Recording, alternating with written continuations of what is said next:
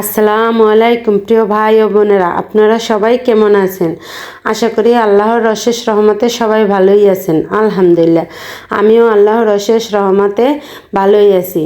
অনেক তো চিংড়ি মাছের মালাইকারি খেয়েছেন। চিংড়ি মাছের এই রেসিপিটি অধিকাংশ মানুষই জানে না, কিন্তু এটা কিন্তু খেতে দারুণ সুস্বাদু মজা হয়।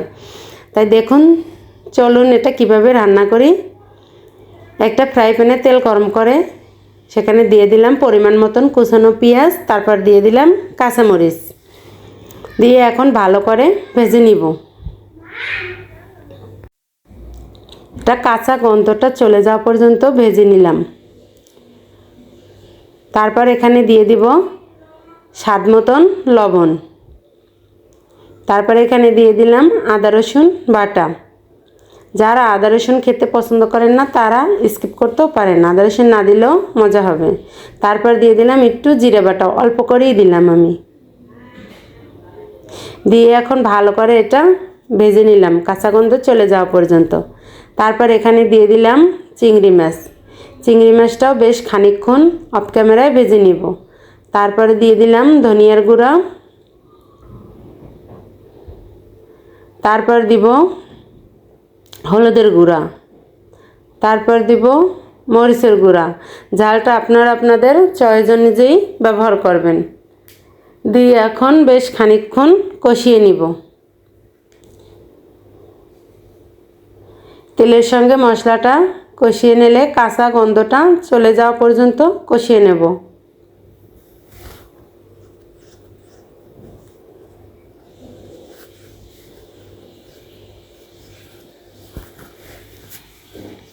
দেখুন কষানো হয়ে গিয়েছে। এখন এই যে নারিকেল বাটা দিয়ে দেব। নারিকেলটা কিন্তু আমি পুরো একদম মিহি করে বাটিনি, একটু কম মিহি করেছি। এখন আমি চিংড়ি মাছের সাথে নারিকেলটাও পুরোটা ভালো করে কষিয়ে নেব। এখানে কিন্তু নারিকেল দুধ ব্যবহার করব না, পুরো নারিকেলটাই ব্যবহার করব। তার জন্যই তো বললাম যে মালাইকারি তো অনেক রকম খেয়েছেন, চিংড়ি মাছের ভুনা অনেক রকম খেয়েছেন। একবার নারিকেল দিয়ে এইভাবে ভুনা করে খেয়ে দেখুন, এটা খেতে কিন্তু দারুণ মজা হয়। তারপর দেখুন চিংড়ি মাছের সাথে কিন্তু আমি ভালো করে কষিয়ে নিয়েছি। এখন একটু পানি দিয়ে কষাবো। এই রেসিপিটা যত কষাবেন ততটাই মজা লাগবে আর ততটাই সুঘ্রাণ বের হবে। এটা কষানোর উপরই মজা হয়, রেসিপিটা কষানোর উপরেই মজা হয়। তারপর আমি দেখুন পানি দিয়েও কিন্তু ভালো করে কষিয়ে নিয়েছি। আমি কিন্তু অনেক টাইম ধরে অফ ক্যামেরায় কষিয়ে নিয়েছি। এটা যতটা কষানো যাবে ততটাই মজা হবে। তারপর দেখুন এখানে আমি দিয়ে দিলাম পরিমাণ মতন পানি।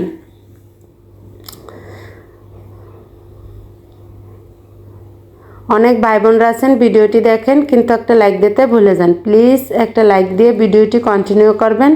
আপনার একটা লাইক আমার জন্য অনেক মূল্যবান। আর আমার নতুন পুরাতন সকল বন্ধুদেরকে জানাই অন্তরের অন্তঃস্থল থেকে অসংখ্য অসংখ্য ধন্যবাদ ও অনেক অনেক দোয়া। তারপর দেখুন এখানে কিন্তু নারিকেলটা আমি ভালো করে কষিয়ে নিচ্ছি। আমি কিন্তু অল্প একটু ধনিয়া পাতা দিয়ে দিয়েছি। এটা কিন্তু এখন যতটা ভাজা ভাজা করব অতটা কিন্তু সুন্দর ঘ্রাণ বের হবে। আর এটার ঘ্রাণে ঘ্রাণেই কিন্তু মন ভরে যাবে। এটা এতটাই স্বাদ হয় যে পেট পুরে ভাত খাওয়া যায়। কারা কারা খেয়েছেন চিংড়ি মাছ দিয়ে নারিকেল ভাজা কমেন্টে জানাবেন। ছোটোবেলায় যে খেতাম সেটা কিন্তু অন্যরকম স্বাদ ছিল, এখন কিন্তু অতটা স্বাদ হয় না। এখন এটা কিন্তু আমি একদম নাড়তে নাড়তে একদম ঝুরঝুরে শুকনো করে ফেলবো, তাহলেই কিন্তু খেতে মজা লাগবে। যাতে একটু ভিজে ভিজে না থাকে, পুরো শুকনো শুকনো করতে হবে। আমার ভিডিওটি যদি কোনো নতুন বন্ধুদের কাছে ভালো লাগে চাইলেই আমার চ্যানেলটি সাবস্ক্রাইব করে পাশে থাকা অল বাটনটি বাজিয়ে রেখে দিতে পারেন। আমি কোনো ভিডিও ছাড়ার সঙ্গে সঙ্গে আপনাদের কাছে নোটিফিকেশন চলে যাবে, আপনারা আপনাদের সময় সুযোগ মতন দেখে নিতে পারবেন। এটা কিন্তু আমি বারে বারে নেড়ে দিতেছি। না নেড়ে দিলে কিন্তু নিচে লেগে যাবে, তাহলে কিন্তু ভালো লাগবে না খেতে। যেহেতু নারিকেল নিচে লেগে যাবে এটা আমরা সবাই জানি, তার জন্য কিন্তু নাড়াচাড়ার উপরেই রাখতে হবে।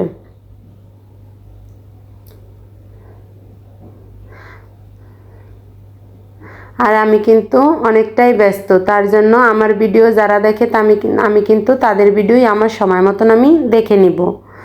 আমার মাও অসুস্থ, তার জন্য। আর আজকে আমার 6 রোজার শেষ রোজা। সবাই আমার মায়ের জন্য দোয়া করবেন। আল্লাহ হাফেজ।